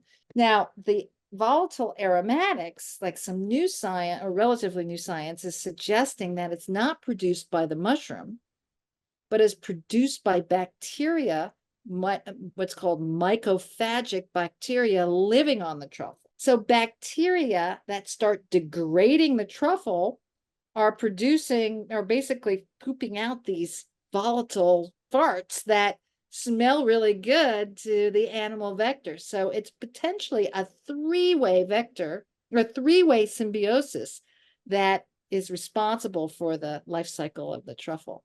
That is so cool. And I guess so it's the smell that makes the food taste nice, hence it's so valuable. It really helps with the taste of the meal.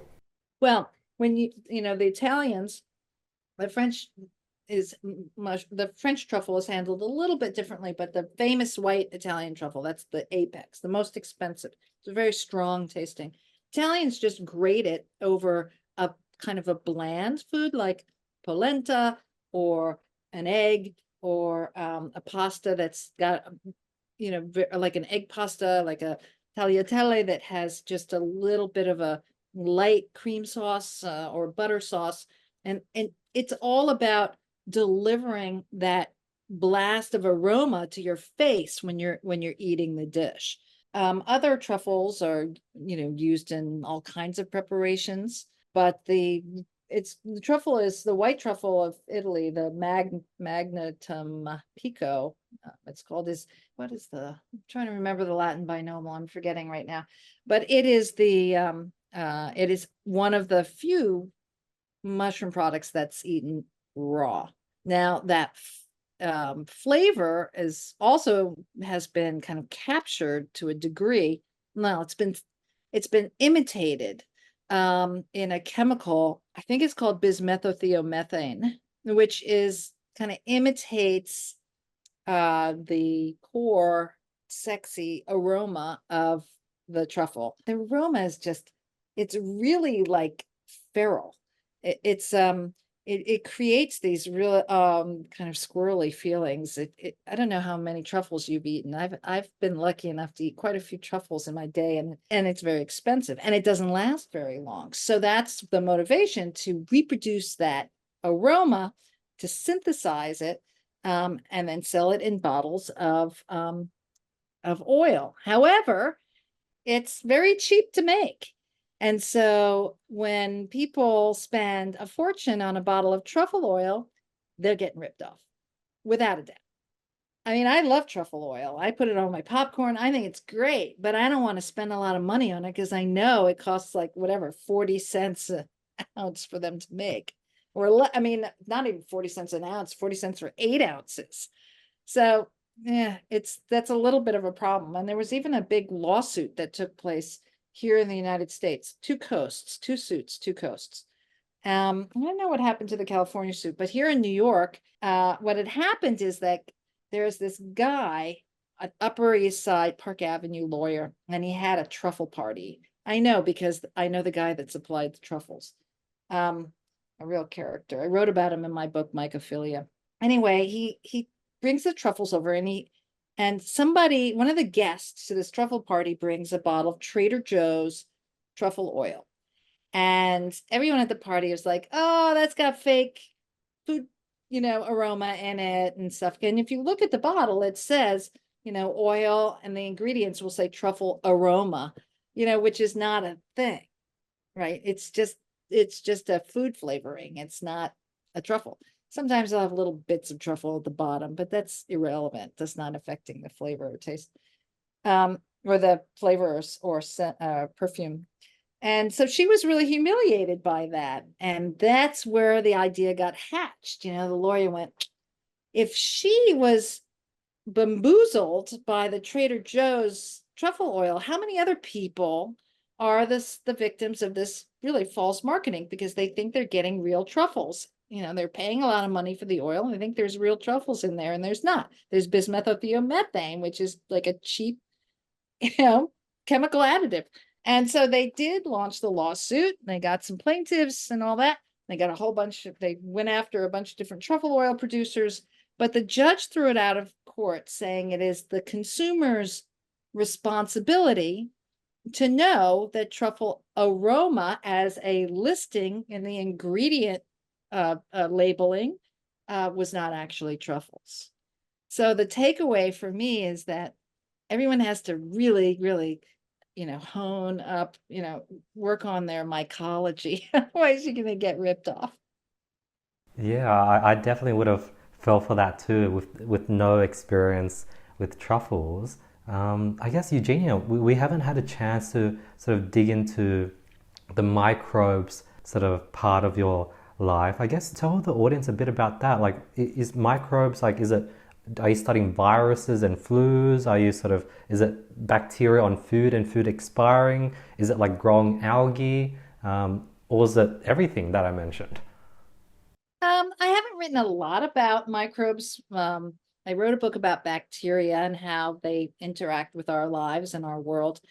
I got interested in bacteria, and I mean, my interest in fungi is ongoing, so that includes molds.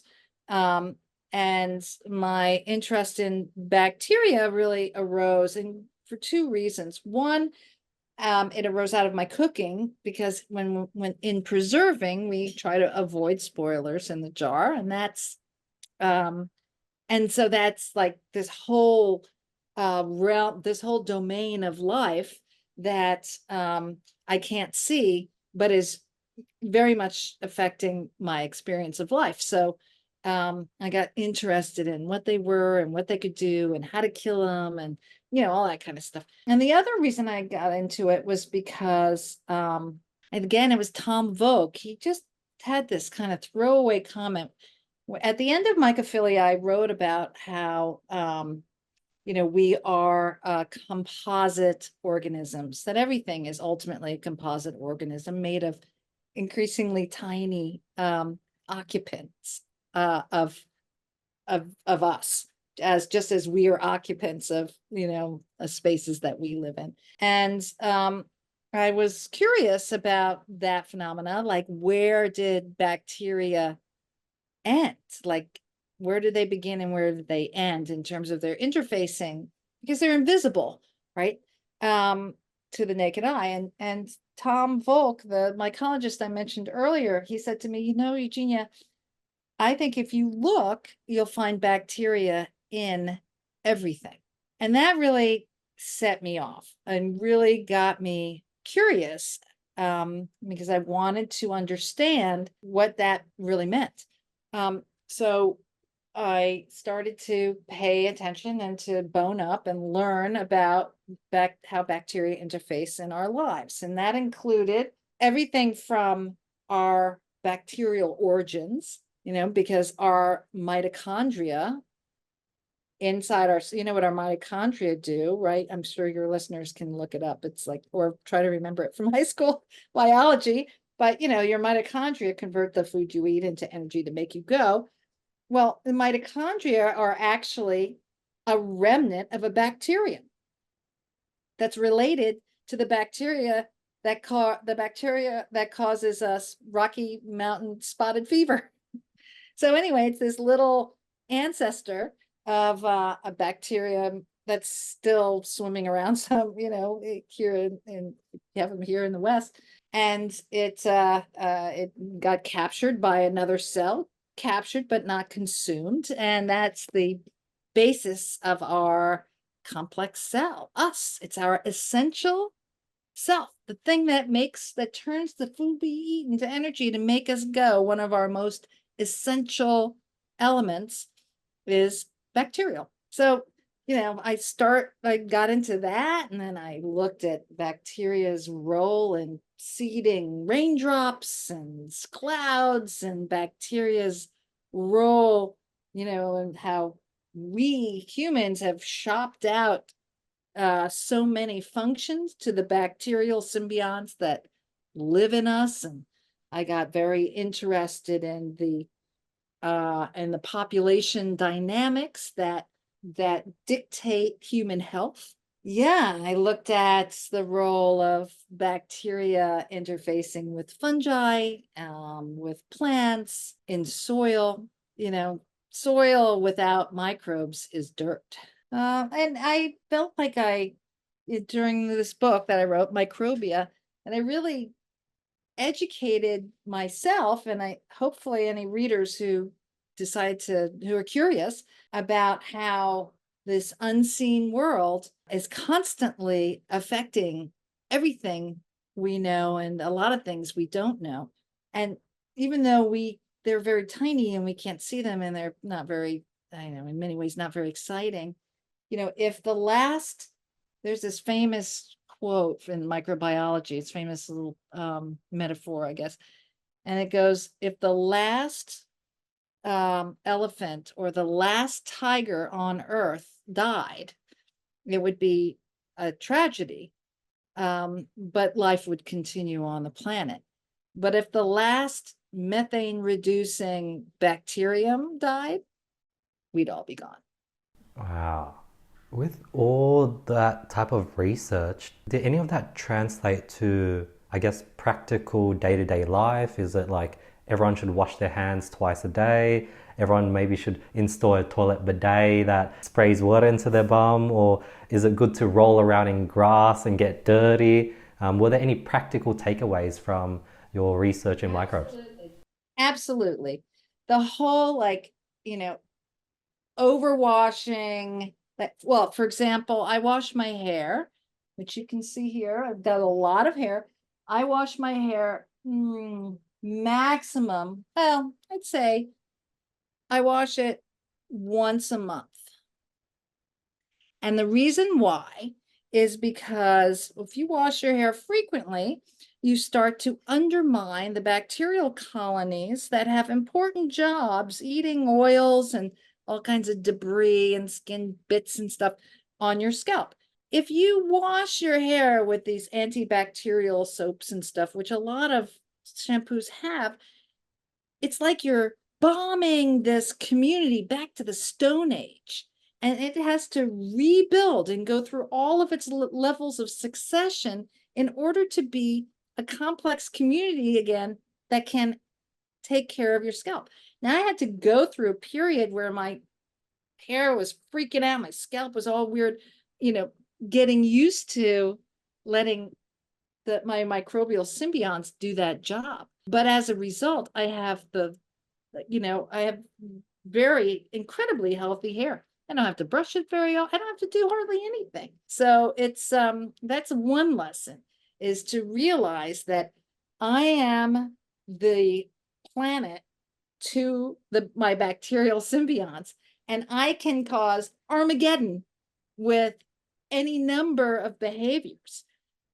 That's okay if I'm dealing with a pathogen or a colony of pathogens or a growth of pathogens. But by and large, if my skin is healthy, it's covered with a complex mosaic of organisms that balance each other out, that create a kind of sustainable environment that both takes care of me and ensures that they continue. It keeps these population dynamics need to be protected, because when you get rid of, or when you sterilize yourself, you basically like empty all the rooms in the hotel, which is an opportunity for anybody to move in. I mean, this is what happens, like I've just gone through not a massive, but a 3-week antibiotic routine for Lyme disease. And I know what that means. That means that I have really killed a lot of my bacterial symbionts that I need. And of course, hopefully the bacterium that carries the Lyme disease. So there's a lot of empty rooms in the hotel that is my gut.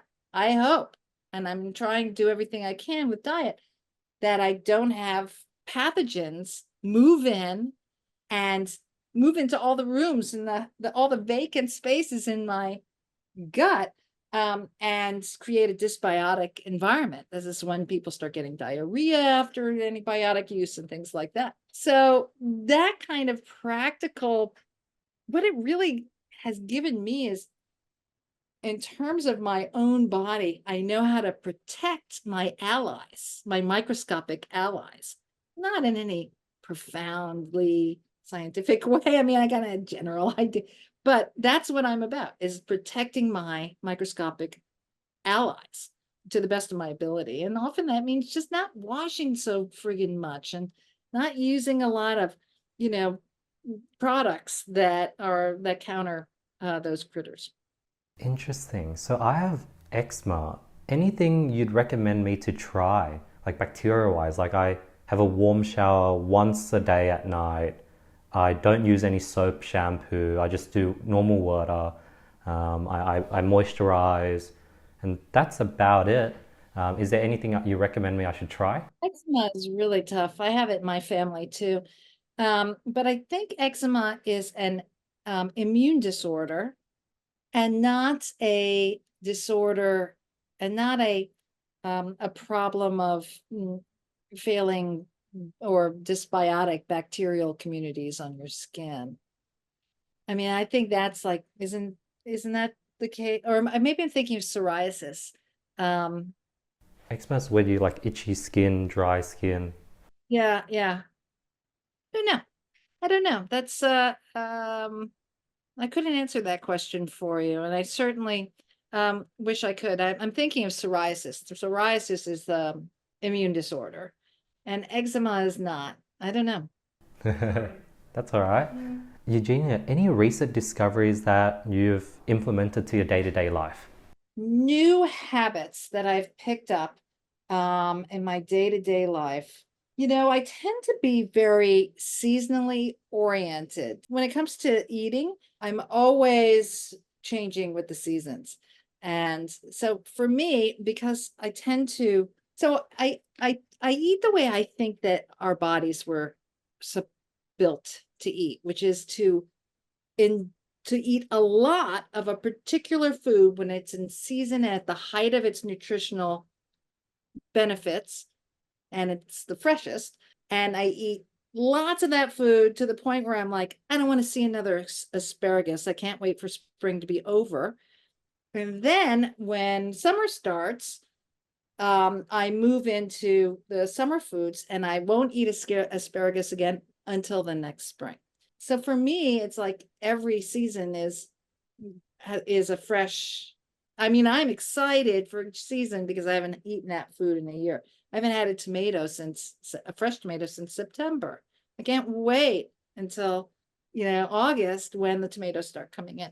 I got on to thinking that that was the best way for me to eat when many years ago when I complained to my pediatrician, my daughter, who was little. This is when she was little. She's an adult now. But when she was little, she would eat this. She would eat so weirdly. She would want nothing but hot dogs for a week, and then nothing but avocado for a week, and then nothing but rice for a week. And it just was like, I was a young mother. I was worried about the nutritional food pyramid, and she got to get a little bit of everything every day. So I went to her pediatrician, and I said, what gives? I feel like I'm not feeding her right. And he said, if you look at the way she eats over the course of a year, you'll see that she's eating a very rounded diet. And that's what kind of made me go, wait a second.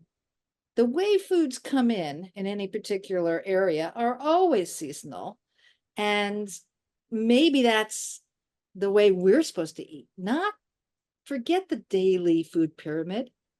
Maybe we're supposed to eat on an annual cycle. And if we look at our diet on an annual cycle, maybe that's the way to get the best nutrition, the best flavor, the easiest, the simplest things to cook, because if they're very fresh, they're going to, have to fuck around with them that much to make them good. So anyway, that is I'd say that I live my life with this new, constantly rejuvenated experience with food.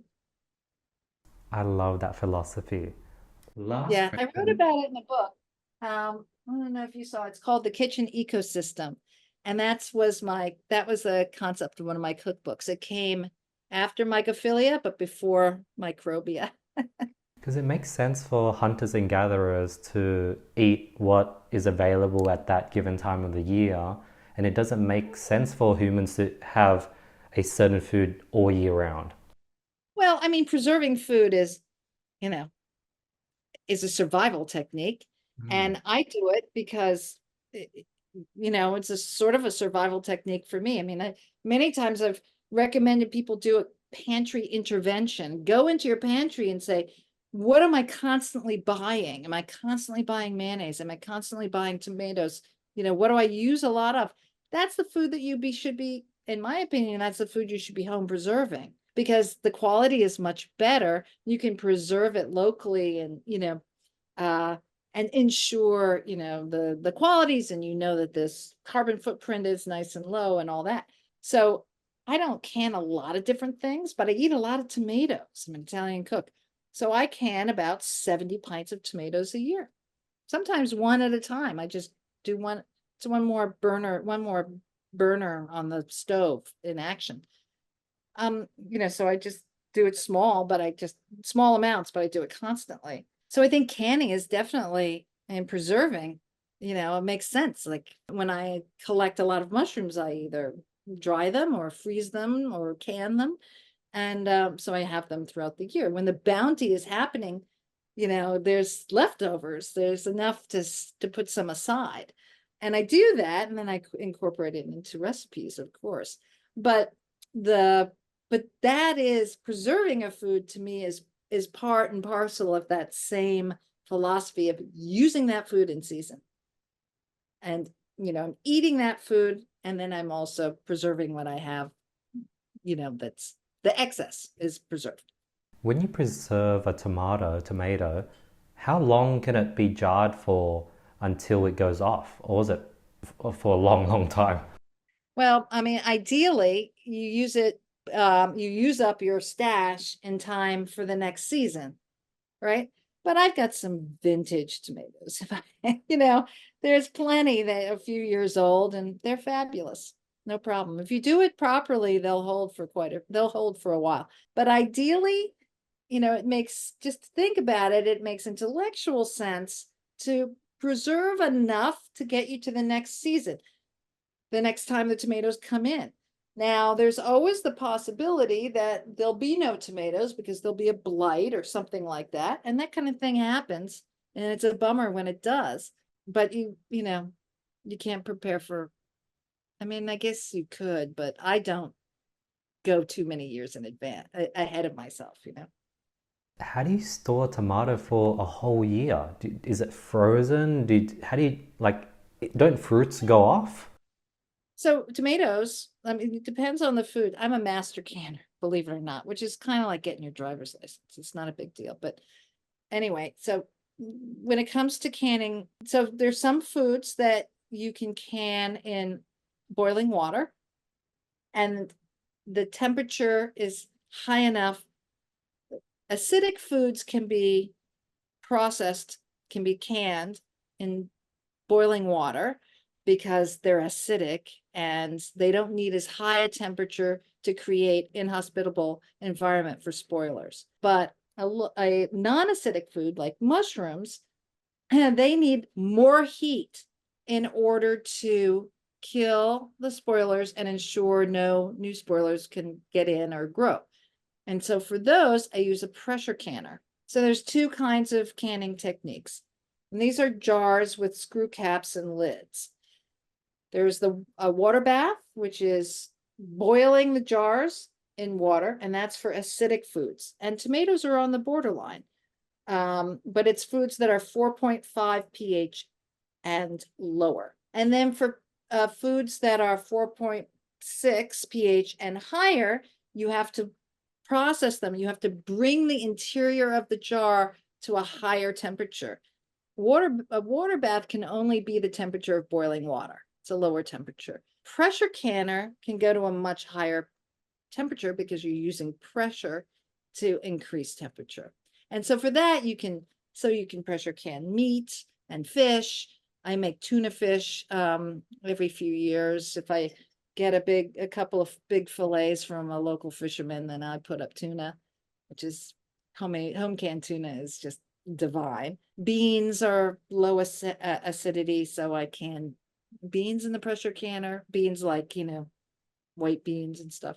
Sometimes I put into the jar raw beef, a bunch of herbs, raw carrots, raw celery, raw onion, and then I pressure can it, and it cooks everything inside in its own juices.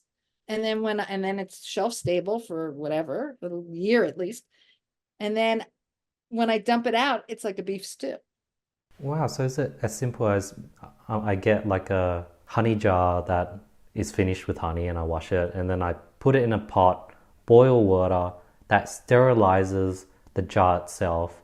I could put whatever inside the jar, screw it, so there's going to be the substance plus air. I guess the air would be sterilized maybe. Turn it tight. No, no. 100% no. You can't do that. Okay. I can walk you through canning if you want, but you have, if it's a low acid food like meat and vegetables, you have to pressure can. So you need one of these contraptions that build up steam pressure inside, and there's enough heat that it will kill any spoilers that are present. If you wanted to make lemon marmalade, you can do that in boiling water, but you should not use like a mayonnaise jar, because you need to it's better to use a jar that's made for canning. And there's a lot of different companies that do it. They have three pieces. They have a jar, they have a ring, a screw-on ring, and then they have a lid. And you put your lemon sugary goop in there, and you screw on the lid, and then you boil it in a water bath for whatever amount of time the recipe calls for. It will vacuum seal because the heat pushes the air out of the jar, pushes all the air out of the jar, and then the lid sticks down because it has a little rubberized flange. And so the lid is sucked down by the escaping air, and that's what seals the jar. So when your jars are done, you can take the ring off and you can lift the jar just by the lid that's got like suction to the top. It's very safe and very easy to do.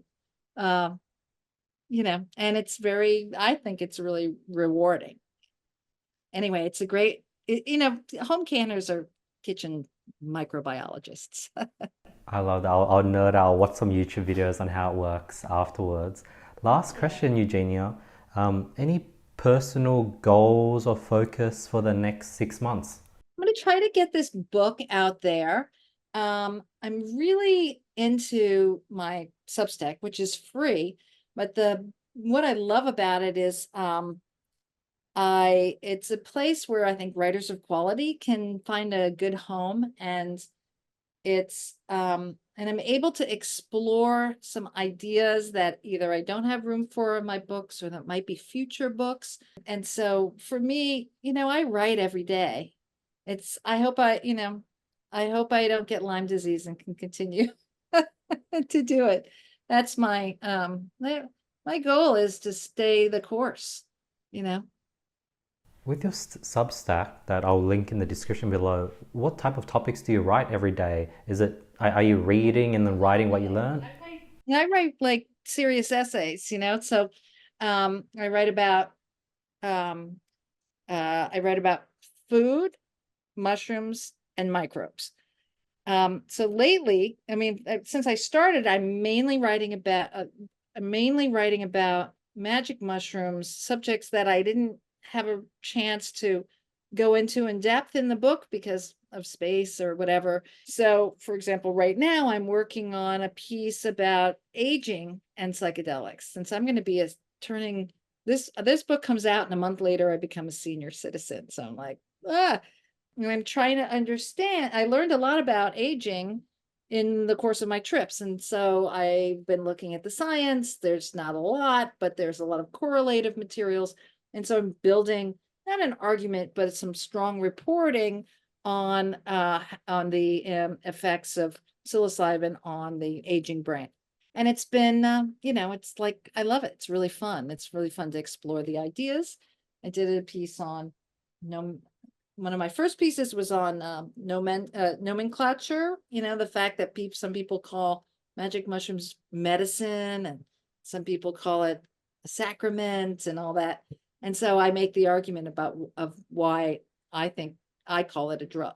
So stuff like that. It's really rewarding. And after this book is out, and hopefully if things are going well with it, then I'll start playing with essays for my next idea.